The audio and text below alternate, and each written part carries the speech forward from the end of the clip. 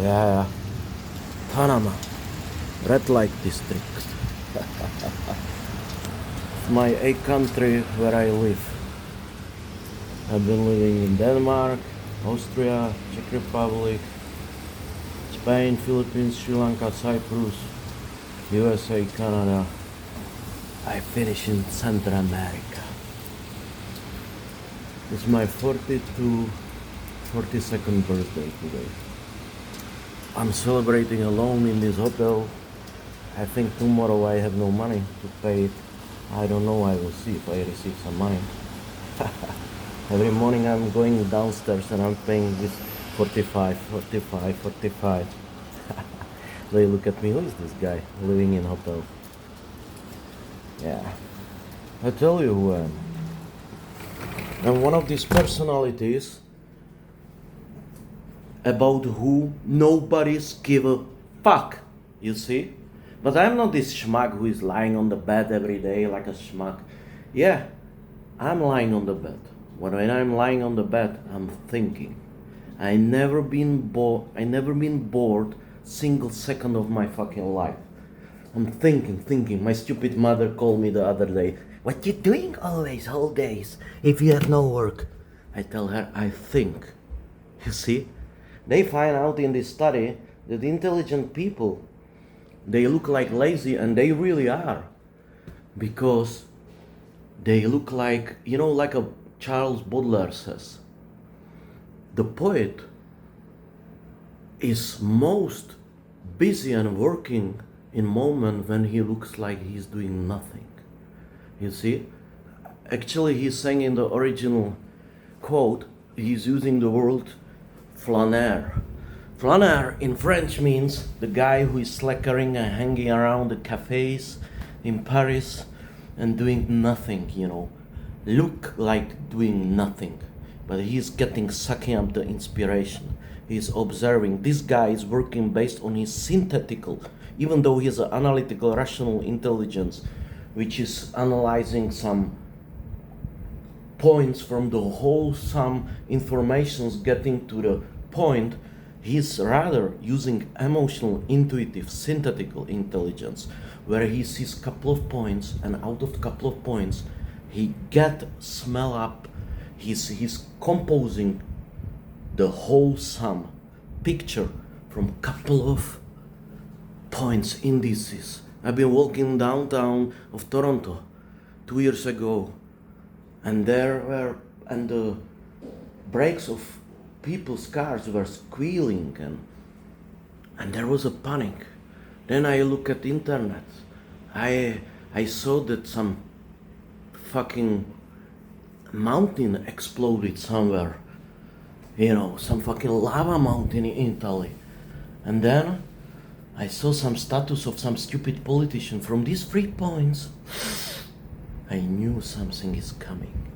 I put the whole picture together. Then the Canada started to bankrupt. It happened 2 years later. You see?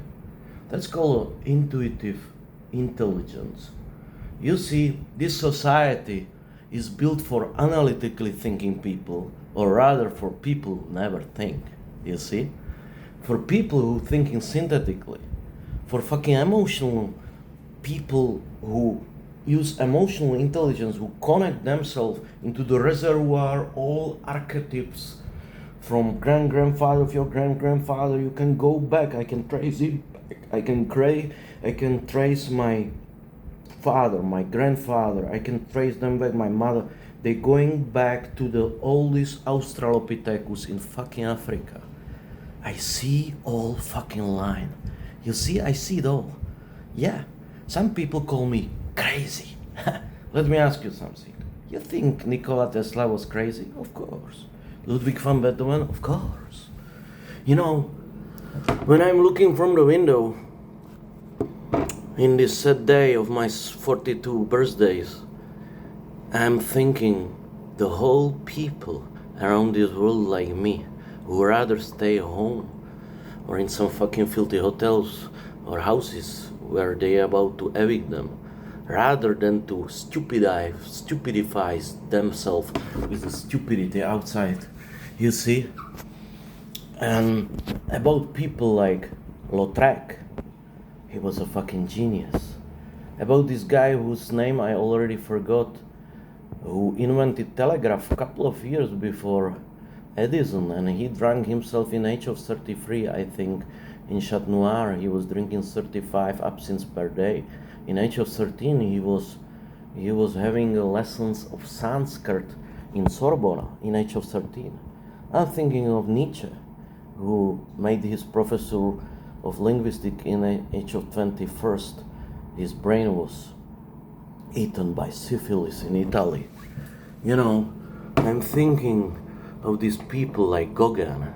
They were laughing at him like, hey, the yellow dogs, they never existed. Then he died in age of 50 in some fucking forgotten island in Oceania on malaria or whatever. I'm thinking of people like Van Gogh, who cut off his ear because he, after the argument with Gauguin in North France. I'm thinking all these beautiful people like Henry Miller, who didn't give a fuck and he was laughing. People like Jack Kerouac, even people like Allen Ginsberg. You know, I'm thinking Leonard Cohen, the last poet of all times, the last, very last one. I'm thinking about all these people, you know, who died in poverty. And I'm thinking about all these idiots as well, like Elon Musk, or these cockroaches like Mark Zuckerberg, these piece of shits who are just the opposite of these people, you know, because genius is somebody who can do anything on the world, anything, whatever he wants. He can travel countries, he can learn any kind of languages, he can become chameleon, he can be businessman, artist. Just one thing genius cannot do. You know what he can't do? Make a money. Never ever he can make a money.